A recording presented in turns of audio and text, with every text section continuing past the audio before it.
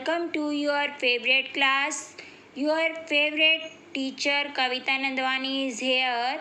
This class for Hindi and English medium students. It's helpful for CTET and HTET exam also. Now we are start chapter number 5, Major Domains of the Earth, class 6 NCERT.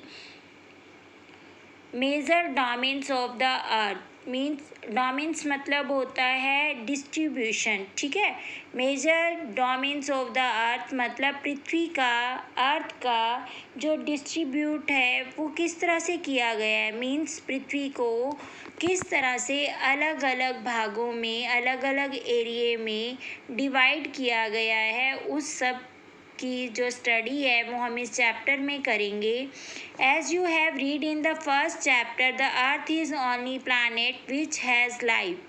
Human beings can live here because the life sustaining element of land, water and air are present on the अर्थ। देखो अब यहाँ पर हमें ये last chapter में हमने study किया है कि अर्थ ही एक ऐसा प्लैनेट है जहाँ पर हमारी लाइफ क्या है, पॉसिबल है, और human being can live there, और यहाँ पर ही ह्यूमन बीइंग जो है रह सकते हैं। क्यों रह सकते हैं? क्योंकि यहाँ पर लैंड है, वाटर है और एयर है, और लैंड, वाटर और एयर तीनों ही हमारी बेसिक नीड्स हैं जो कि एक पर्सन को अपनी लाइफ को स्पेंड करने के लिए चाहिए, ठीक है।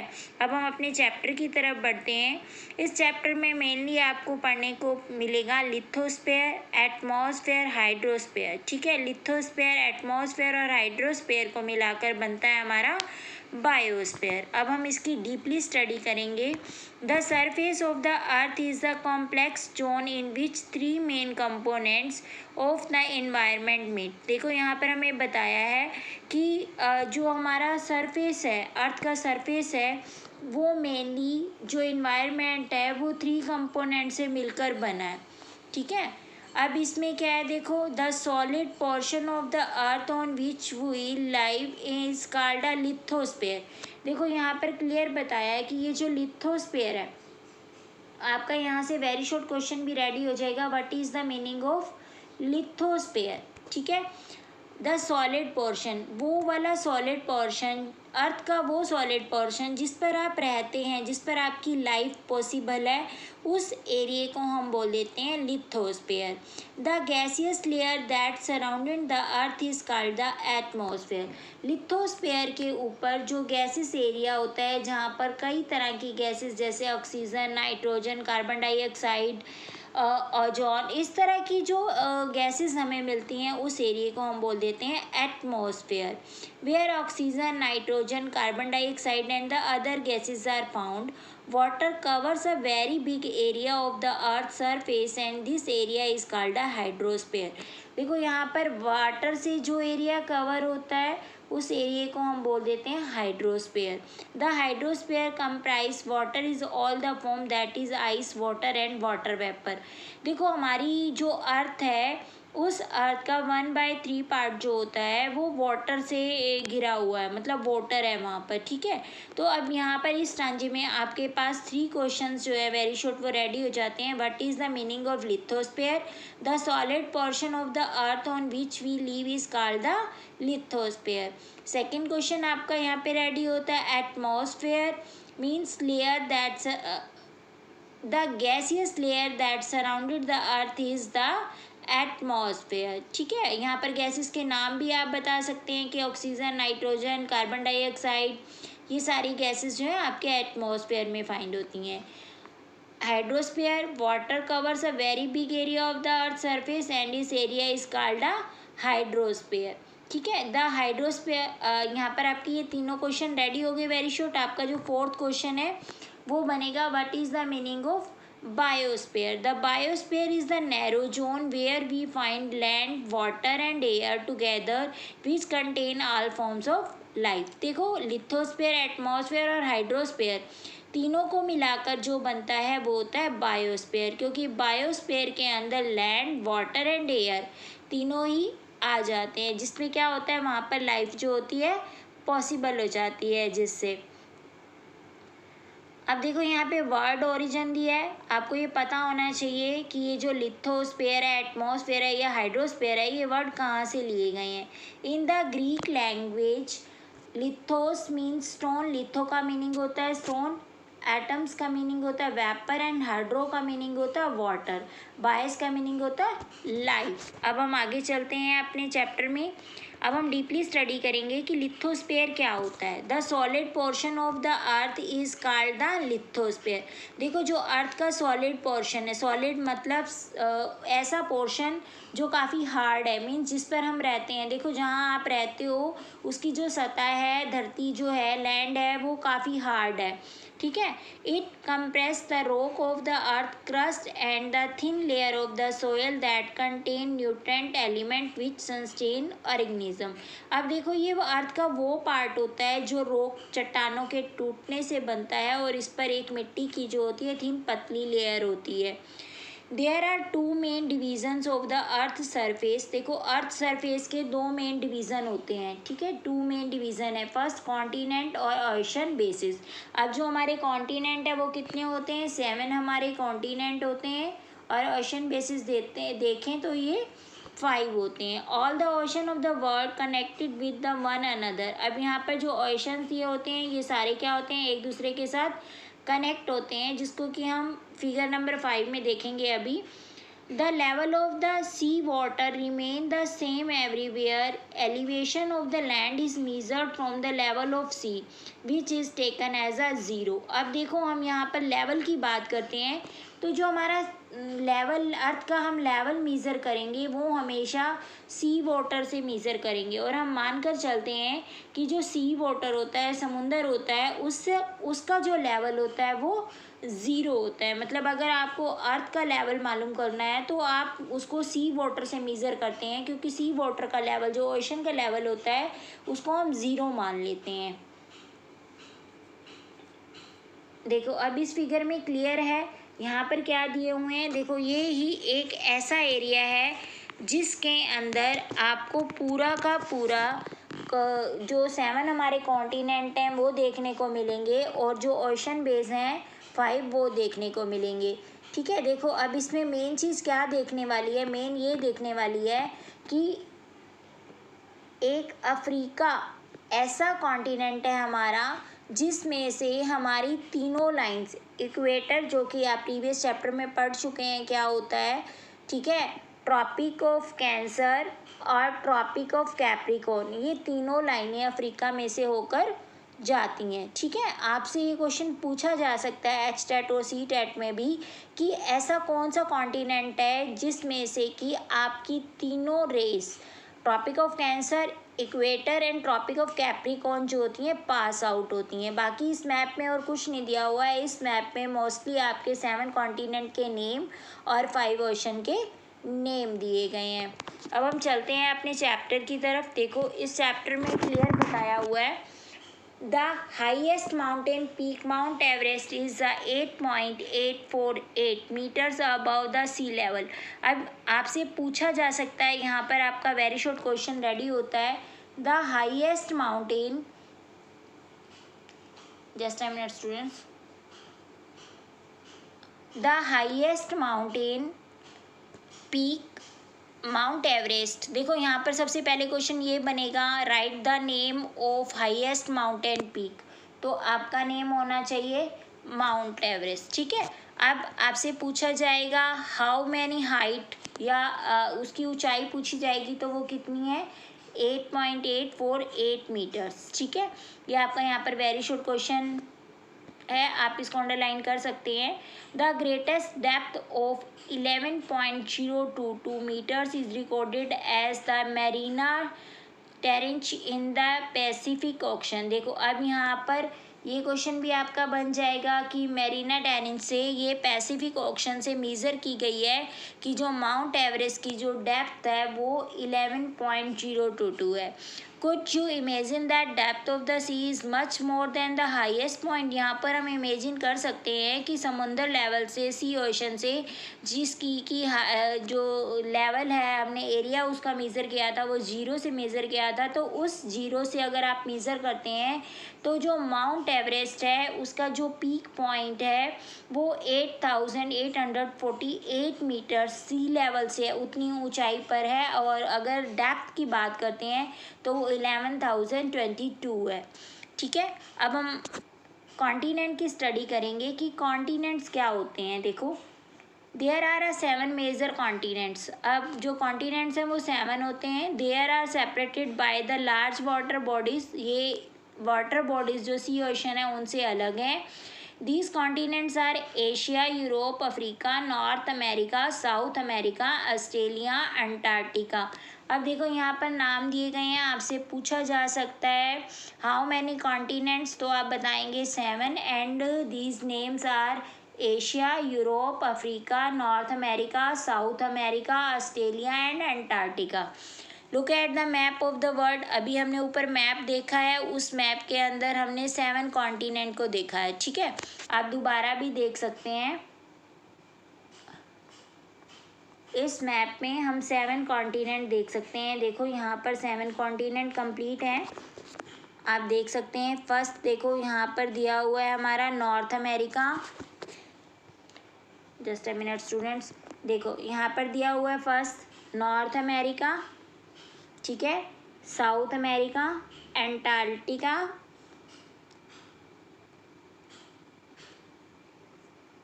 और अफ्रीका, एशिया, यूरोप।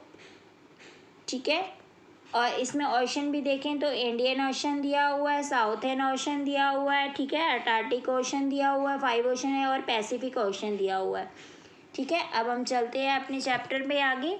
देखो, कॉन्टिनेंट्स हमने देख लिए कि 7 कॉन्टिनेंट मैप में दिखाए गए हैं। अब यहाँ पर हम डीपली स्टडी करेंगे कि कॉन्टिनेंट क्या हैं और कैसे उनके बारे में हम और कितनी नॉलेज ले सकते हैं। Asia is the largest continent. ठीक है, यहाँ पर पूछा जाए what is the largest continent, तो आप बता सकते हो कि एशिया जो है वो लार्जेस्ट कॉन्टिनेंट है। It cover about the 1/3 of the total land area of the अर्थ। जो अर्थ का टोटल एरिया है वो 1/3 पार्ट जो है एशिया ने कवर किया हुआ है। The continent lies in the eastern hemisphere. Hemisphere के बारे में हम लास्ट जो सेकंड चैप्टर है लैटिट्यूड और लॉन्गिट्यूड, उसमें काफ़ी डीपली स्टडी कर चुके हैं। जिन स्टूडेंट को स्टडी करना हो वो मेरी टाइमलाइन में जाकर आप देख सकते हैं। The Tropic of Cancer passes through the continent. अब यहाँ पर बताया गया है कि जो ट्रॉपिक ऑफ कैंसर है वो एशिया में पास करती है। Asia is separated from the Europe by the Ural mountain on the west. पश्चिम साइड से जो यूरल माउंटेन है वो क्या करती है, एशिया को यूरोप से अलग करती है। The combined land mass of the Europe and Asia is called the Eurasia. Europe plus Asia के नाम से जाना जाता है। सेकंड कॉन्टिनेंट की बात करते हैं, Europe. Europe is the much smaller than Asia. Europe जो है वो एशिया से छोटा है। ठीक है, the continent lies to the west Asia. अगर हम यहाँ पर बात करते हैं तो ये जो कॉन्टिनेंट है ये वेस्ट पश्चिमी एशिया है। The Arctic circle passes through it. इसमें से आर्टिक सर्कल जो होती है वो पास करती है। It is bound by water bodies on their 3 sides. इसके तीनों साइड्स पर वाटर बॉडी हैं। आपसे क्वेश्चन यहाँ पर पूछा जा सकता है कि ऐसा कौन सा कॉन्टिनेंट है जिसकी 3 साइड्स पर वाटर बॉडी हैं, तो आप बता सकते हैं कि यूरोप एक ऐसा कॉन्टिनेंट है जिसकी 3 साइड्स पर वाटर बॉडी है। Look at the map of the world and located it. आप इसको वर्ल्ड के मैप में जो अभी हमने देखा है आप उसमें देख सकते हैं कि जो यूरोप है उसके देखो तीनों साइड पर वाटर बॉडीज हैं। यहाँ आप देख सकते हैं कि ये यूरोप है, ठीक है, इसके तीनों साइड पर वाटर बॉडी दिखाई गई है। यहाँ पर देखो, यहाँ पर एंटार्क्टिक ऑक्शन है, यहाँ पर एशिया के पास यहाँ पे आर्कटिक ऑक्शन है, और इस साइड पर पैसिफिक ऑक्शन है। तो आपको क्लियर हो गया कि एक ऐसा कॉन्टिनेंट जिसके 3 साइड्स पर वाटर बॉडी है, तो आप बता सकते हैं कि यूरोप जो है ऐसा कॉन्टिनेंट है जिसके 3 साइड पर वाटर बॉडी है। Africa is the second largest continent after Asia. देखो, अगर हम बात करते हैं स्मॉलर देन, तो वो है यूरोप, ठीक है। और अगर हम बात करेंगे कि लार्जेस्ट कॉन्टिनेंट आफ्टर एशिया, तो वो क्या आएगा, अफ्रीका। द इक्वेटर और a zero latitude turns almost through the middle of the continent.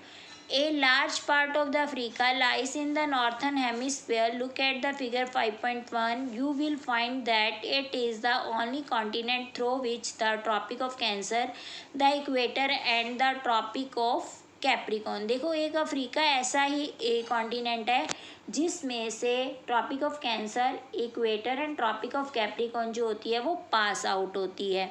The Sahara desert world largest hot desert. यहाँ पर आपका एक और वेरी शॉर्ट क्वेश्चन रेडी हो जाएगा कि which desert are the largest desert of the world, कि संसार का सबसे बड़ा जो डिज़र्ट है वो कौन सा है, तो सहारा डिज़र्ट आप बता सकते हैं। The Sahara desert, the world largest hot desert, is located in Africa. The continent is bound on the sides of ocean and sea. Looks at the world map. You will notice that the world longest river Nile flow through Africa. यहाँ पर देखो world की longest river आपसे पूछी जा सकती है तो आप बता सकते हैं नाइल, ठीक है। Notice where the equator, the Tropic of Cancer and the Tropic of Capricorn pass in the map of the Africa. यहाँ पर हमें क्लियर है कि अफ्रीका में ही Tropic of Cancer, Tropic of Capricorn और इक्वेटर जो होती है वो पास आउट करती है। North America is the third largest continent of the world. अब यहाँ पर नॉर्थ अमेरिका की बात करें तो वो थर्ड लार्जेस्ट कॉन्टिनेंट है। फर्स्ट कौन सा है, Asia, second Africa and third है North America. It is the link to South America by a very narrow strips of land called the isthmus of Panama. अब देखो यहाँ पर ये बताया हुआ है कि जो स्ट्रिप्स लैंड है उसको इस्थमस ऑफ पनामा बोलते हैं। The continent lied completely in the northern and the Western Hemisphere. 3 oceans surrounded this continent. Can you name these ocean? अब यहाँ पर तीनों ओशंस के नाम बताने हैं जो कि नॉर्थ वेस्ट और वेस्टर्न हेमिस्फेयर की तरफ आते हैं। अब चलते हैं हम अपने आगे चैप्टर की तरफ। देखो south America. South America lies the mostly in the southern hemisphere, which 2 oceans surround it on the east and the west. South America एक ऐसा कॉन्टिनेंट है जिसकी दोनों साइड पर, ईस्ट और वेस्ट साइड पर हमारे क्या लगते हैं, ओशन लगते हैं। The Andes Worlds are the longest mountain range runs through its length from the north of south. South America has the world largest river, the Amazon. अब देखो यहाँ पर क्या है, वर्ल्ड की लार्जेस्ट रिवर का नेम बताया हुआ है जो कि क्या है, अमेज़न है। और जो अभी आप कहेंगे कि हमने ये जो नाइल रिवर की स्टडी की थी ये हमारी लॉन्गेस्ट रिवर है। अगर आपसे लॉन्गेस्ट रिवर पूछी जाती है तो वो नाइल है, और अगर आपसे क्वेश्चन में लार्जेस्ट रिवर आती है तो वो क्या है, अमेज़न है। अब आपको ये पता होना चाहिए लॉन्गेस्ट और लार्जेस्ट का मतलब क्या होता है। देखो लॉन्गेस्ट का मतलब होता है कि कितनी लंबी है कोई भी चीज़, ठीक है, और लार्जेस्ट का मतलब होता है डजेंट मैटर कि उसकी लेंथ कितनी है, हम इसमें ये देखते हैं कि उसकी विड्थ कितनी है, किस तरह से है, कितनी गहराई तक है, कितनी डेप्थ है, तो उसको हम लार्जेस्ट में ले लेंगे। Australia is the smallest continent that lies entire in the southern hemisphere. अगर हम साउथर्न हेमिस्फेयर की बात करते हैं तो ऑस्ट्रेलिया जो कॉन्टिनेंट है वो सबसे छोटा स्मॉलेस्ट कॉन्टिनेंट है। It is surrounded on the all side by the ocean and sea. It is called an island continent. अब ये इसको हम क्या कहते हैं, आइलैंड कॉन्टिनेंट का नाम भी दे देते हैं। Antarctica, completely in the southern hemisphere in a huge continent. The South Pole lies almost at the center of this continent as it is located in the South Polar region. देखो यहाँ पे Antarctica के बारे में बताया गया है कि एंटार्क्टिका जो है वो साउथर्न हेमिस्फेयर में आता है। ये काफ़ी बड़ा हुज कॉन्टिनेंट है। ये जो साउथ पोल की साइड सेंटर में होता है और ये साउथ पोलर रीजन में लोकेट करता है। It is a permanently covered with a thick ice sheet. ये परमानेंटली थिक आइस शीट जो होती है उससे कवर होता है, ठीक है। There are no permanent human settlement, यहाँ पर परमानेंट लोग नहीं रहते हैं। Many countries have research the stones in Antarctica, बहुत सारी जो कंट्रीज़ हैं वो इसके ऊपर सर्च कर रही हैं।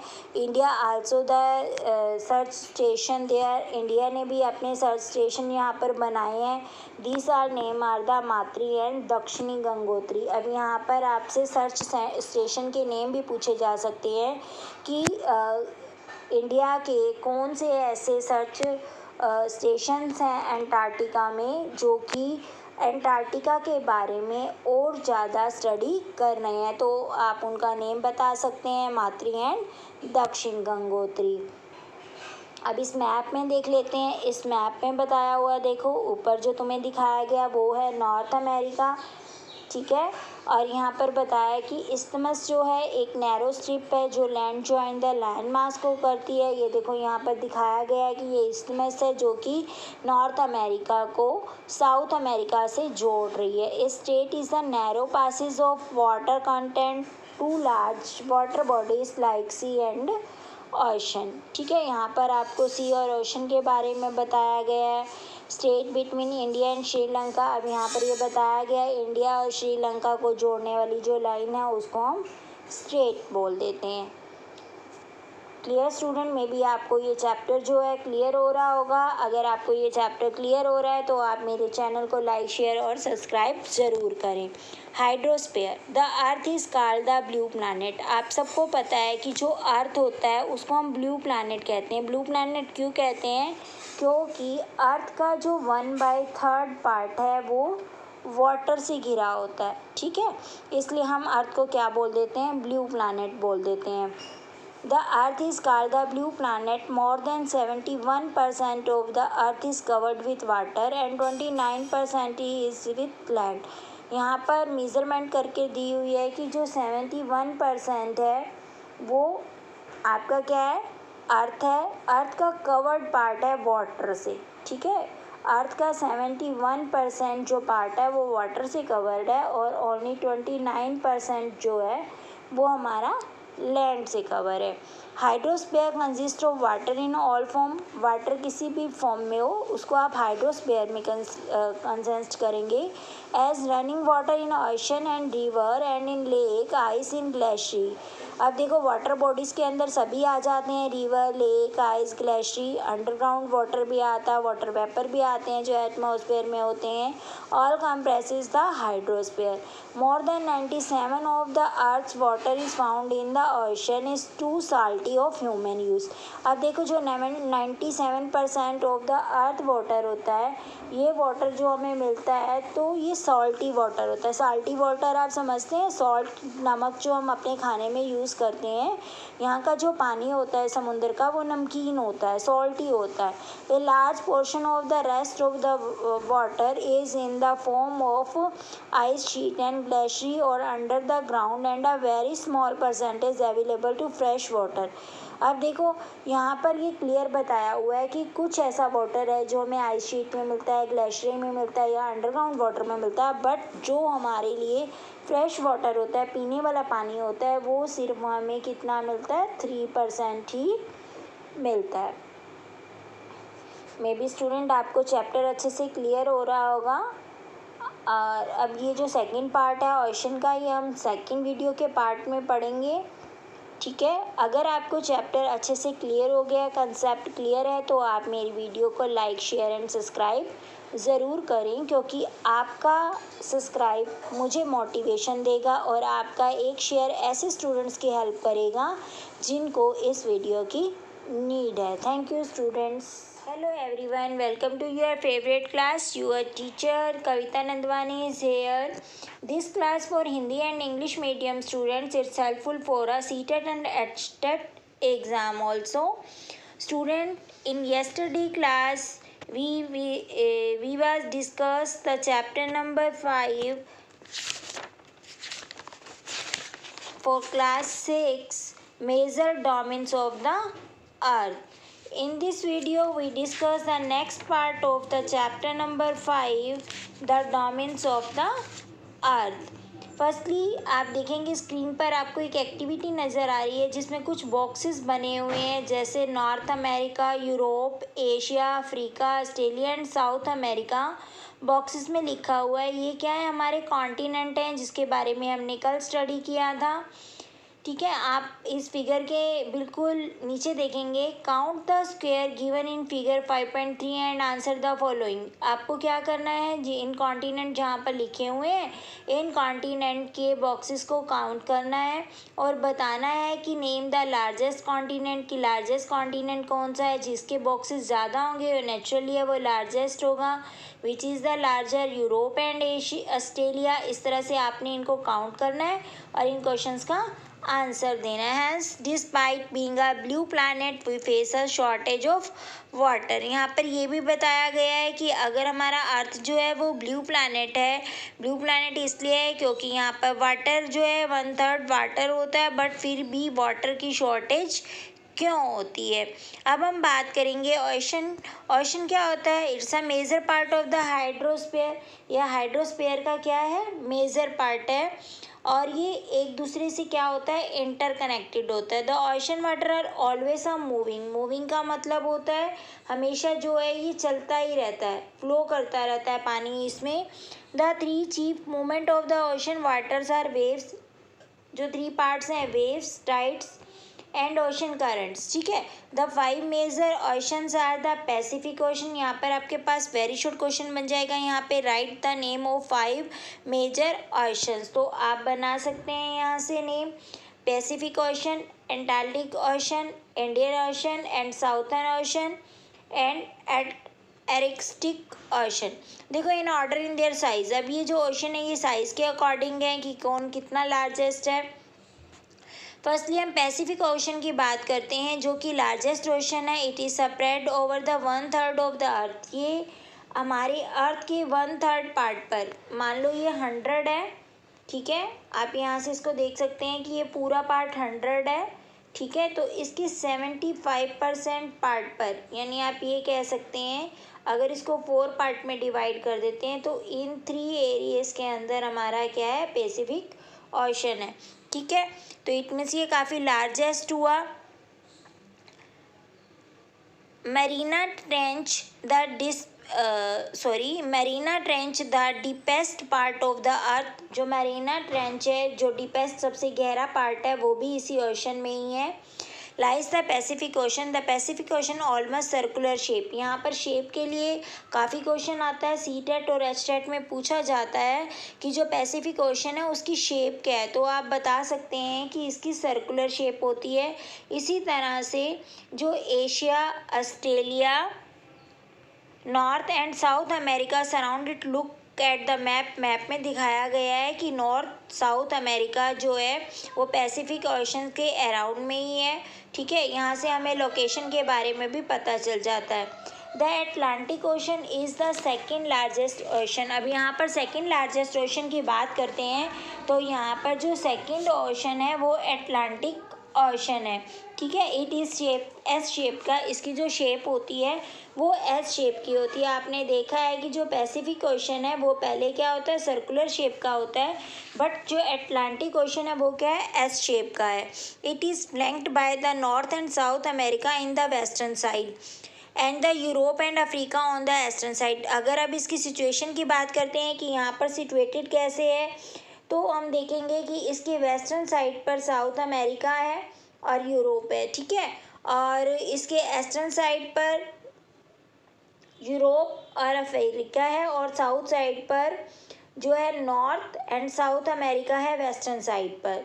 ठीक है, the coastal line Antarctic ocean is the highly intended होता है, एक दूसरे पे डिपेंड करता है, जुड़ा हुआ है। The irregularly and indented coast line provides ideal location for the natural harbours and ports. यहाँ पर हमें ये पता चलता है कि ये लोकेशन हमारी नेचुरल हार्बर्स और पोर्ट्स के बारे में भी बताती है। From the point of view of the commerce it is the best ocean. देखो अगर हम बिजनेस के पर्पज से देखते हैं, कॉमर्स ऑफ व्यू से देखते हैं, तो ये जो है काफ़ी इम्पोर्टेंट है।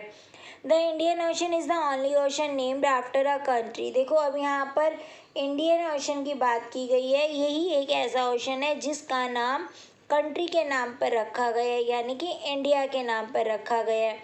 और इसकी शेप की बात करेंगे तो ये क्या होता है, ट्रायंगुलर शेप का होता है। देखो अभी तक आपने 3 ओशन पढ़े हैं। फर्स्ट पैसिफिक ओशन जो कि सर्कुलर शेप का होता है, सेकंड अटलांटिक ओशन जो कि एस शेप का होता है, और थर्ड इंडियन ओशन जो कि ट्रायंगुलर शेप का होता है। It is bound by Asia in the west of Africa and the east of Australia. अब यहाँ पर बात करेंगे तो ये बाउंड है चारों तरफ से, कैसे, देखो it is bound by Asia, Asia के द्वारा बाउंड है। इसके वेस्ट में तो अफ्रीका है, ठीक है, और ईस्ट में ऑस्ट्रेलिया है। The southern ocean encircle the continent of the Antarctica and extend northward to the 60 degree of south latitude. अब साउथर्न ओशन की बात करेंगे, ये हमारा क्या है, 60 डिग्री साउथ लैटिट्यूड है। The Arctic Ocean is located with in the Arctic circles and surrounded by the North पोल।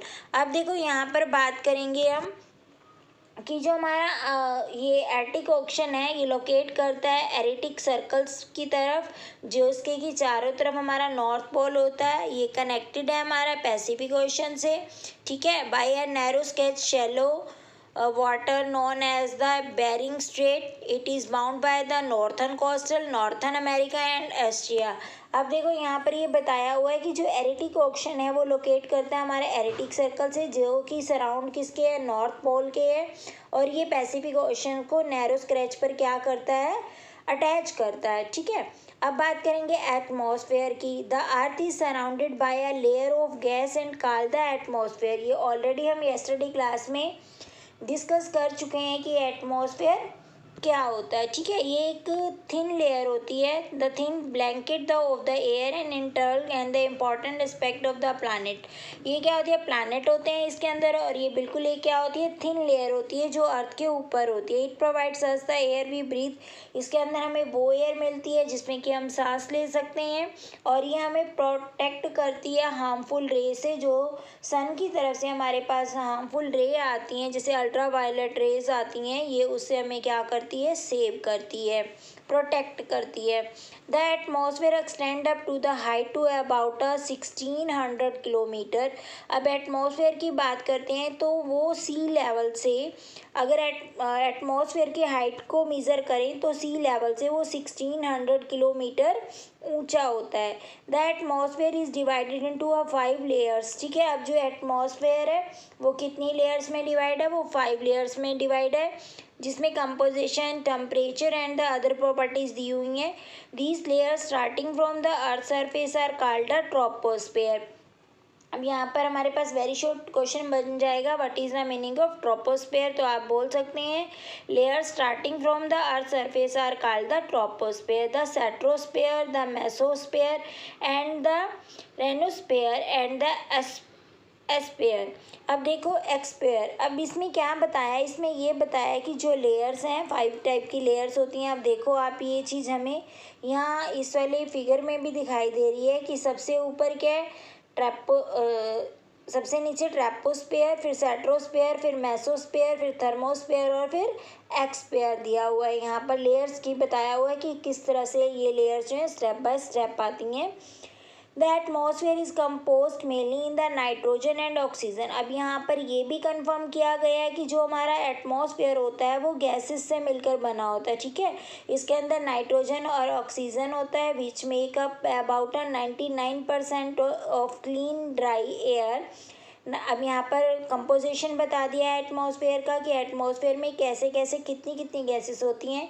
जैसे यहाँ से हमें क्लियर हो रहा है कि 79% जो है क्लीन ड्राई एयर होती है, जिसमें 78% नाइट्रोजन होती है एंड 21% क्या होती है, ऑक्सीजन होती है। Other gases like carbon dioxide, organ comprise होती हैं, ठीक है, 1% ऑफ वॉल्यूम होती है। अगर हम यहाँ पर कार्बन डाइऑक्साइड की बात करते हैं तो जो कार्बन डाइऑक्साइड है वो एटमॉस्फेयर में 0.03% होती है, ठीक है। अब हमारे माइंड में ये क्वेश्चन आता है कि कार्बन डाइऑक्साइड बिल्कुल 0.03% होती है, बट ये हमारे लिए क्यों नीड है, हमें क्यों ज़रूरत होती है इसकी। तो आपको ये पता होना चाहिए कि जो ये कार्बन डाइऑक्साइड है ये एटमॉस्फेयर में जितनी भी हीटनेस आती है, ठीक है, उसको ये कंट्रोल करती है। कैसे कंट्रोल करती है, देखो, it observe heat radiating by the earth. जो हमारी अर्थ से हीट निकलती है, कार्बन डाइऑक्साइड उसको क्या कर लेती है, ऑब्जॉर्ब कर लेती है, जिससे कि हमारा प्लांट जो है, प्लानट जो है, अर्थ प्लानट जो है वो वार्म रहता है, ठीक है। और जिससे कि क्या होता है, प्लांट्स की ग्रोथ भी होती है। यानी प्लांट्स की ग्रोथ के लिए नेसेसरी है कार्बन डाइऑक्साइड का होना। The density of the atmosphere varies the with height. अब यहाँ पर देखो डेंसिटी की बात की गई है। आप स्टूडेंट को पता होना चाहिए कि डेंसिटी क्या होती है। डेंसिटी का मतलब होता है किसी भी चीज़ का घनत्व, वॉल्यूम, कि कितना है, ठीक है। In the maximum of the sea level and decrease rapidly as we go up, you know the climber experience problem in the breathing due to the decrease in the density of the air. देखो अब यहाँ पर हमें ये पता चलता है कि सी लेवल से, ठीक है, सी लेवल से हम जितना ऊपर की तरफ जाते हैं, हमारा जो मतलब सांस लेने का ब्रीथिंग जो हमारा प्रोसेस है, उसके लिए हमें जितनी ऑक्सीजन चाहिए होती है वो क्या हो जाती है, कम हो जाती है, ठीक है। मतलब रैपिडली वो क्या होनी शुरू हो जाती है, कम होनी शुरू हो जाती है ब्रीथिंग के लिए जो हमें ऑक्सीजन चाहिए। इसलिए आपने देखा होगा कि जो लोग क्लाइंबर्स होते हैं, जो लोग पहाड़ों पर चढ़ते हैं, वो लोग अपने साथ साथ क्या लेते हैं, ऑक्सीजन के सिलेंडर ले जाते हैं अपनी ब्रीथिंग प्रोसेस के लिए, ठीक है। क्योंकि जैसे जैसे हम अपवर्ड ऊपर की तरफ जाते हैं तो हमारा जो टेम्परेचर है वो क्या हो जाता है, वो कम हो जाता है, ठीक है। तो जैसे जैसे क्लाइंबर्स ऊपर की तरफ जाते हैं उनका ऑक्सीजन लेवल कम हो जाता है, जिसके लिए वो अपने साथ साथ सिलेंडर ले जाते हैं। अब ये जो प्रेशर होता है एयर का, ये अलग अलग जगह पर, अलग अलग प्लेस पर क्या होता है, अलग अलग होता है। The varies from the place to place. Some of the areas experience high pressure. कई जगह पर एयर का प्रेशर जो होता है काफ़ी हाई होता है और कई जगह पर एयर का प्रेशर क्या होता है, काफ़ी लो होता है। Moving air is known as wind. जो चलती हुई हवा होती है उसको हम विंड बोल देते हैं। बायोस्फीयर के बारे में हम ऑलरेडी पहले से ही डिस्कस कर चुके हैं कि बायोस्फीयर क्या होता है। हमने पढ़ा था लिथोस्फीयर और एटमॉस्फेयर जो है, इनका क्या होता है, जोड़ होता है biosphere. The biosphere is the narrow zone of contact between the land, water and air. तो ये तीनों से मिलकर बना होता है। It is in the zone of that a life. ये वो जोन होता है जहाँ पर लाइफ पॉसिबल होती है। ये जो प्लानट होता है काफ़ी यूनिक होता है, ठीक है। अब यहाँ पर हम बात करेंगे कि देयर आर अ सर्वल। अब देखो यहाँ पर कितनी अच्छी पिक्चर बनाई है जिसमें हमें क्लियर बताया गया है कि लिथोस्फीयर, एटमॉस्फेयर और हाइड्रोस्फीयर को मिलाकर क्या बनता है, हमारा बायोस्फीयर बनता है। बायोस्फीयर एक ऐसा स्फीयर है जिसके अंदर हमारी लाइफ क्या होती है, पॉसिबल होती है। देखो अब इसमें आगे चैप्टर में यहाँ जो दिया हुआ है ये बायोस्फीयर के बारे में बताया हुआ है। इसमें ये बताया हुआ है कि जो डोमेन्स होते हैं अर्थ के, जो अर्थ का डिस्ट्रीब्यूशन किया गया है वो बिल्कुल अलग अलग है, इफ़ेक्टिव होता है एक दूसरे पे, ठीक है। अब यहाँ पर एक एग्ज़ाम्पल दिया हुआ है आपको, देखो इसमें एग्ज़ाम्पल दिया है cutting of forest and fulfilling over needs of would.